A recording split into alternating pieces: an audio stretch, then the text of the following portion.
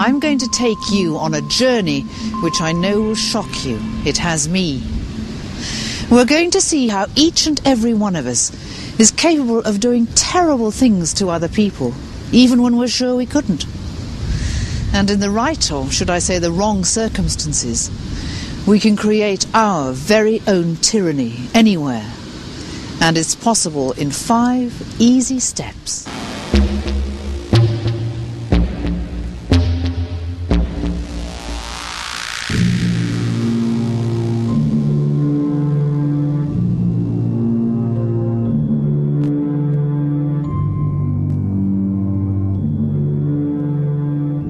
From childhood on, we create out-groups as opposed to our own in-group. We class certain others as underdogs. This can result in prejudice. And this is our step 1.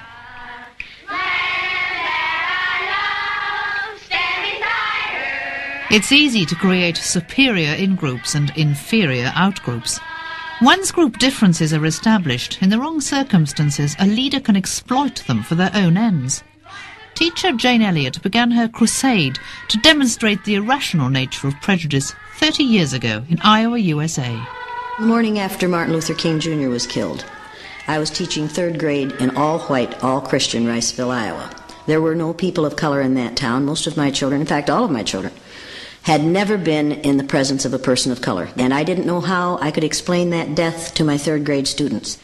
You think you know how that would feel to be judged by the color of your skin? Do you think you do? No, I don't think you'd know how that felt unless you had been through it, would you? No.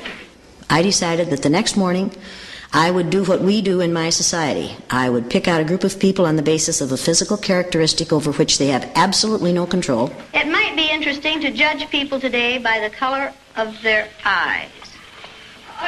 Would you like to try this? Yeah! Sounds like fun, doesn't it? I mean, the blue-eyed people are the better people in this room.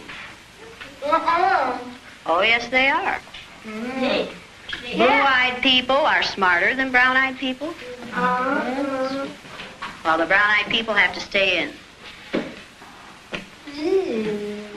The brown-eyed people do not get to use the drinking fountain. You'll have to use the paper cups.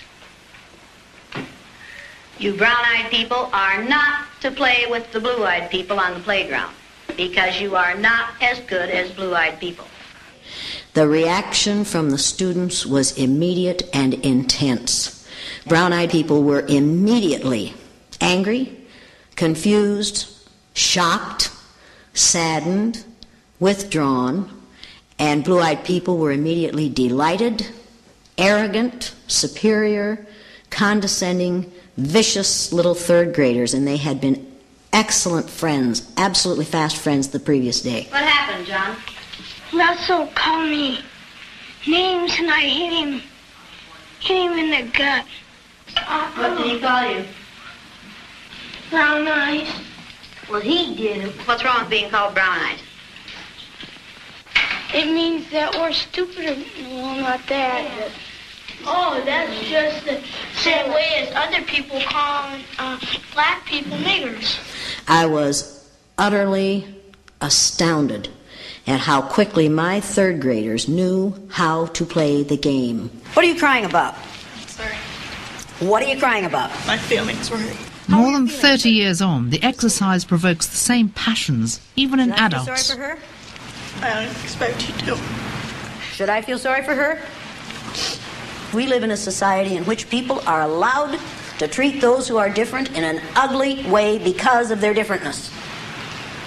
I cannot shed tears for a young white female in this exercise who knows that this is an exercise, who knows that it's temporary, who knows that she's getting a college credit, 1 hour of credit for being here.